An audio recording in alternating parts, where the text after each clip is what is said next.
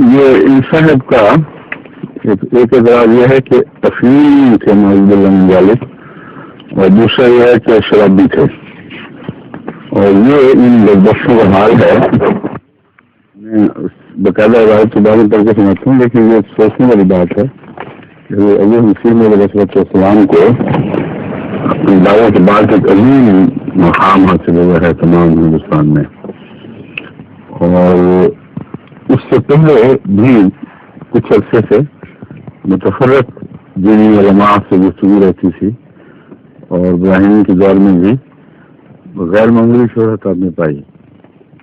تو کیا وہ سارے پہاڑوں کے بچے تھے کہ ان کو یہ نہیں پتہ لگا کہ افیمی اور شرابی آدمی ہے، اور بڑی بڑی عزتیں کرنے والے اور احترام کرنے والے تمام ہر قسم کے لوگ، اور پھر قادیان کے وہ ہندو اور سکھ ارد گرد کے جو عزت کے ساتھ آگے بڑھتے تھے. اس لیے اس کے ایسے سوال کے جو چھوٹی چھوٹی گھٹیا باتیں ہیں اصولاً ان سے صرف نظر کر کے اتنا ہی جواب کافی ہونا چاہیے تھا. پاگل ہو گئے تم، سوائے اس کے اور کچھ نہیں کہا جا سکتا. اتنا عظیم مصنف، اتنا عظیم خدمت کرنے والا، جس کے ارد گرد ہر وقت ایک جمگھٹا رہتا تھا، اور جس کے گھر میں بھی مہمانوں کا یہ عالم تھا کہ دن رات جس وقت آئیں وہ کمرے میں اندر آ جاتے اور وہی سوتے. جلسے کے دنوں میں تو پتہ ہی ہے سب کو، اور یہ سب چیزیں لوگ کر چکے ہیں، جانتے ہیں، جو نئی چیزیں نکالی گئی ہیں کہ اس کا عظیم ہوتا تھا کہ مسلم صاحب السلام کے پاس اپنے لیے بھی کوئی کپڑا اوڑھنے کے لیے باقی نہیں رہ بچتا تھا، تو سردی کی وجہ سے اپنی سلیو میں ہاتھ ڈال کے اسی طرح کرسی پر لے جایا کرتے تھے. یہ جس وجود کا حال ہو، ہر وقت آنا جانا، 5 وقت کی مسجد میں نمازیں، اس کے متعلق یہ الزام لگاتے ہیں کہ ان کو حیا ہی نہیں کہ کر رہے ہیں. یہ پس منظر ہے، اس لیے کسی آدمی کو اشارتاً یا کنایتاً بھی یہ وہم ہو نہیں سکتا کہ اس نے تاریخ دیکھی ہے، جس نے لوگوں کو دیکھا، جنہوں نے مسلم وسلم کو دیکھا ہے، ان پر یہ الزام کسی کو رکھ سکتا ہے. مگر بعض بدبخت ہیں جن کا نصیب یہ ہے کہ خدا کے انبیاء پر گن رکھیں گے، اور ان بد نصیبوں کی تعداد اسلام کے خلاف بھی کم نہیں ہے. میں تو برداشت نہیں کر سکتا مسلم علیہ السلام کے دفاع کے سلسلے میں رسول اللہ کے اوپر جو ناپاک الزام لگائے ہیں ان کا ذکر کروں، لیکن ان مولویوں کو علم ہے، اور یہ سلمان رشدی کے قصے بھی چل رہے ہیں. یہ ان کی کوئی اس بات پر نظر نہیں جاتی کہ خدا کے پاک بندوں پر ہمیشہ سے ہی ایسی بکواس کی جاتی ہے. اس کا اصولی جواب قرآن دے چکا ہے، ہم بار بار دوہرا چکے ہیں کہ تم سب میں ایک لمبی عمر پہلے گزار چکا ہوں، اور وہ عمر تم نے دیکھی ہے، اس میں تمہیں کوئی کمزوری، کوئی رکھنا نظر نہیں آیا. تو اب جب 40 سال کی عمر کو پہنچ گیا یا اس سے بھی زیادہ آگے بڑھ گیا، تو اب زبانیں کھولنے کا تمہیں کیا حق ہے؟ مسیح علیہ السلام کی پہلی عمر بھی ایک کھلی کتاب تھی. قادیان میں غریبوں کی مجلس میں بیٹھنا، روٹی لے کر اپنے کھانا لے کر باہر جا کے تقسیم کر دینا، اور ہر آئے گئے کا آپ سے اس حد تک تعارف تھا کہ ایک حضرت زبیر صاحب کا ایک بیٹا، میرے کا ان کے والد کے غلام غالب صاحب کا ایک بیٹا، کیا نام ہے، غلام الشیخ صاحب کا ایک بیٹا ہے، وہ کبھی دکھائی دیتا ہے، اور جب پوچھا جاتا ہے تو پتہ چلتا ہے مسجد کی سفر میں لکھتا پڑا ہوگا. تو یہ سوچنے والی بات ہے. کردار ایک فیمی جو شرابی کا کردار ہے. یہ ساری باتیں میں اس لیے جو مختصر اشارہ کم کہہ رہا ہوں کہ میں بتانا چاہتی ہوں کہ یہ لوگ بد کردار لوگ ہیں، ان میں تقویٰ کوئی نہیں ہے. جو حیائی ہے وہ اہم دیکھے جو اپنی سادگی میں اور سچائی کی پاکیزگی میں بلا کا مقاصد ہر بات کھل کے بیان کر رہا ہے. تو اپنی طرف سے سمجھ رہے ہیں کہ ہمیں جیسے کر کے باتیں نکالیں گے. ہمیشہ کی اپنی اولاد، اپنے بزرگ، جو اپنے خسر اور دوسرے یہ اپنا بیٹا حضرت مسلم موت کھل کے بتا رہے ہیں کیا کیا باتیں تھیں. ایسی باتوں کو کھل کر ساری دنیا میں اپنے مریضوں میں پیش کرنا 100% یقین دلاتا ہے کہ یہ کوئی خرابی، کوئی کمزوری، کوئی گناہ کی کوئی چھپانے والی بات نہیں تھی. یہ کھلی کتاب تھی. اسی یہی فرق ہے حضرت رسول اکرم صلی اللہ علیہ وسلم کی حدیث میں، دیگر انبیاء کے حالات میں، کہ صحابہ نے بلا کو مقاصد ہر چیز کو کھول کر رکھ دیا، اور دشمن غزہ اس پر اعتراض کرتا رہتا ہے. تو جو آقا سے ہونا تھا وہ غلام کے مقدر میں تو لازم تھا. اس لیے یہ جو ہے نعوذ باللہ من ذالک شرابی، افیمی، جو مرضی چلاکیاں کر لیں، قلم کے گھوڑے دوڑا لیں، جو حقیقت ہے حضرت مرزا صاحب کی ذات کی، ایسی پاک کھلی ہوئی حقیقت ہے کہ اس کو یہ داغ لگ ہی نہیں سکتے. اب میں بتاتا ہوں ان کی دلیلیں سنیے، اور تحریر اپنی ہے. حضرت مرزا صاحب دعویٰ کر چکے ہیں مسیحیت کا، اور اپنی تحریر سے ثابت کر رہے ہیں کہ میں افیمی ہوں. نعوذ باللہ من ذالک. یہ پاگلوں والی بات حد سے زیادہ بیوقوفی ہے. تم یہ شاطر چالاک، تم تو اپنے بڑے سے بڑے گناہوں پہ 1000 پردے ڈالتے ہو، جب کوئی شخص اپنی کیفیات خود بیان کر رہا ہے اور دعوے دار ہے. یہ بات تو بہرحال قطعی ہے کہ وہ نتیجہ جو تم نکال رہے ہو اس سے نہیں نکل سکتا. یہ بھی سوچ نہیں، اس لیے بھی عقل نہیں ہے ان لوگوں کو. اور نام لکھے ہیں مولانا فلاں، انا للہ و انا الیہ راجعون. لکھتے ہیں مرزا غلام القادری نے خود لکھا. مطلب دیکھو، وہ دعوے دار مسیحیت مسجد اپنے ہاتھوں پکڑ گیا، خود لکھا کہ میں کیا ہوں. مجھے اس وقت اپنا ایک سرگزشت واقعہ یاد آ گیا، اور وہ یہ کہ مجھے کئی سال سے ذیابیطس کی بیماری ہے. ایک دفعہ ایک دوست نے مجھے صلاح دی کہ ذیابیطس کے لیے افیون بہت مفید ہوتی ہے، بس علاج کی غرض سے مذاکرہ نہیں کہ افیون شروع کر دی جائے. میں نے جواب دیا کہ آپ نے بڑی مہربانی کی کہ ہمدردی فرمائی، لیکن اگر میں ذیابیطس کے لیے افیون کھانے کی عادت کر لوں تو میں ڈرتا ہوں کہ لوگ ٹھٹھا کر کے یہ نہ کہیں کہ پہلا مسیح تو شرابی تھا اور دوسرا افیونی. اس میں یہ بات تو قطعی ہے کہ اس تحریر کے بعد کوئی دوسری گواہی بے معنی اور بے حقیقت ہے. لیکن ایک بات اس میں غور طلب ہے کہ فرماتے ہیں کہ ذیابیطس کے لیے افیون کھانے کی عادت کرنے میں ڈرتا ہوں کہ لوگ ٹھٹھا کر کے یہ نہ کہیں. یہاں شرعی عذر نہیں دے ہے کوئی، اور ان کے بہت سارے علماء جو ختم نبوت کی پیر فقیر علماء ہیں اور دوسرے بھی یہ افیون کے عادی ثابت شدہ ہیں. اور افیون کھانا مولوی میں کئی میں عادت تھی، کیونکہ کئی جو ایم ہوئے ان کے لیے ہمیں پتہ ہے مشکل پڑی تھی، انہوں نے بڑی مشکل سے آہستہ کم کی، لیکن وہ بچپن میں اپنے اسکولوں کالجوں میں عادت پڑی ہوئی تھی کیونکہ مولوی اس کو حرام نہیں سمجھتے. تو جہاں حرام نہیں ہے وہاں بھی احتیاط ہے. یہ بات ہے غور طلب.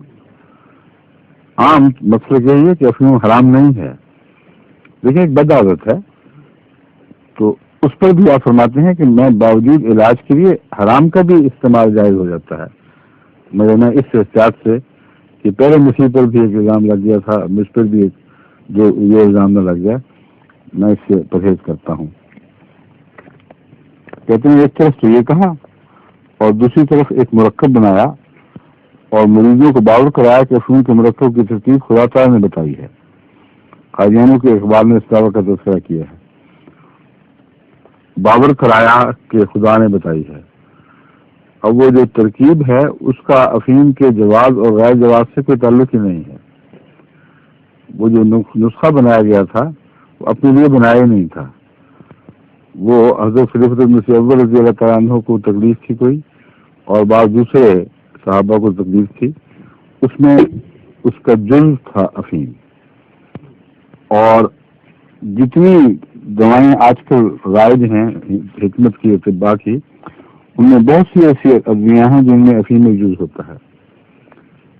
تو باور کروانا کیا، ان کو تو پورا یقین تھا، دیکھتے تھے ایک پاک وجود ہے، بیعت کی ہوئی تھی، ان کو یہ باور کروانے کا کیا مطلب. یہ اپنی تیری سوچ ویسی ہے جیسے بعض بدبخت رسول کریم صلی اللہ علیہ وسلم کے متعلق یہ مستشرقین لکھتے ہیں کہ بیٹے کی بیوہ کو طلاق بیوی کو طلاق دلوا سے شادی کرنی تھی، تو لوگوں کو باور کر، بالکل یہی الفاظ ہیں، لوگوں کو باور کروایا کہ وہی نازل ہوئی ہے، اس کی صنعت سے میں کر رہا ہوں.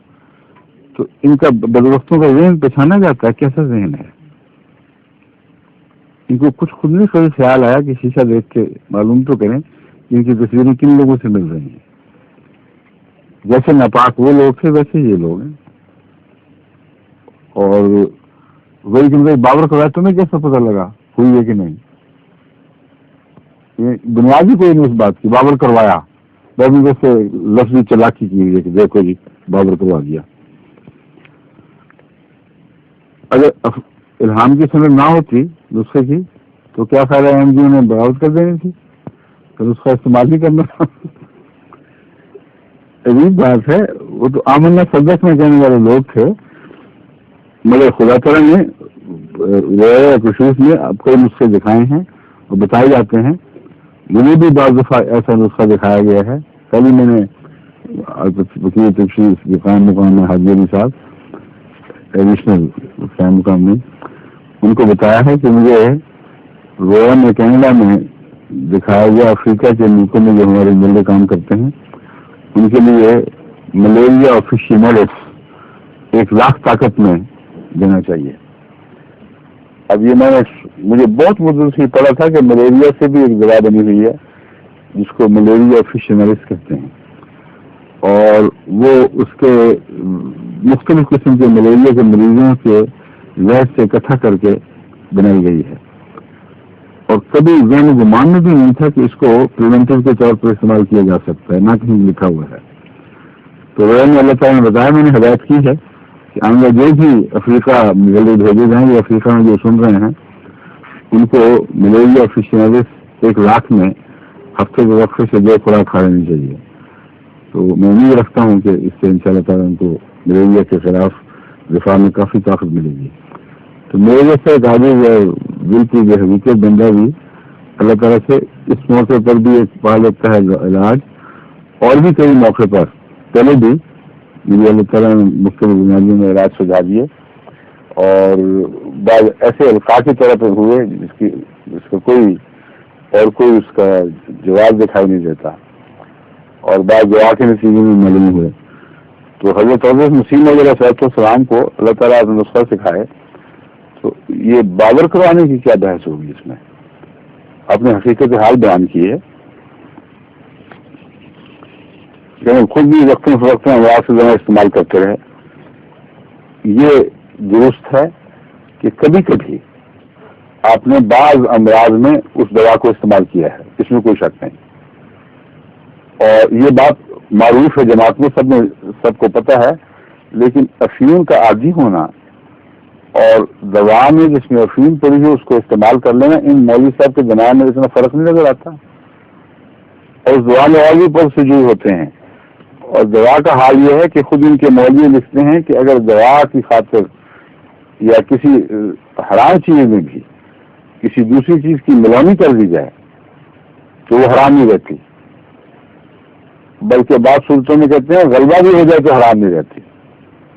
میں اس کا ذکر بھی کروں گا بعد میں. تو یہ ہے ان کا حال.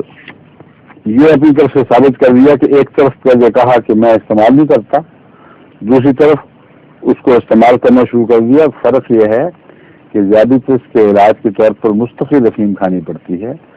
حضرت مسیح صلی اللہ علیہ وسلم فرمایا کہ یہ جو ہے عادت کی مشابہ چیز ہے اور میں اس سے پرہیز کروں گا. دوسرے جو نسخہ الہامی تھا اس کو جب دوسرے اپنے مریضوں پر اور دوسروں پر بھی بعض غیر بھی بعض سکھ بھی آ کر علاج کے لیے آگے دوبارہ فکر آیا کرتے تھے، ان کو استعمال کیا، اس کا فائدہ دیکھا، تو اس کو استعمال کرنا کس تقویٰ کے خلاف ہے؟ کوئی بتائیں کس سنت کے خلاف ہے؟ انبیاء ہوں یا غیر انبیاء ہوں، قرآن کریم نے خوراک کے معاملے میں جو ہدایتیں دی ہیں ان میں جو حرام ہے ان کو حرام سمجھتے، اگر متقی ہیں، جو غیر انبیاء متقی ہیں تو وہ بھی اور انبیاء بھی، اور حلال کو حلال کرتے. اور اللہ تعالیٰ نے اس کو بڑا گناہ قرار دیا ہے کہ جو خدا نے حرام نہیں کیا اس کو تم حرام قرار دے دو، اور جو حلال کیا ہے اس کو حرام ہے، جو حرام کیا اس کو حلال کر دو. دونوں صورتیں بڑا گناہ ہے، قرآن کریم نے کل کے بیان فرمایا. تو ان کی شوخیوں سے کیا ہوتا ہے؟ اگر جان بچانے کے لیے سور کھانا بھی جائز ہے، اگر دوا کے استعمال کے لیے جزوی طور پر بعض حرام چیزوں کی ملاوٹ آپ لوگوں کے فتوے کے مطابق حرام نہیں رہتی، تو پھر تنفر کرنے کا کیا موقع ہے؟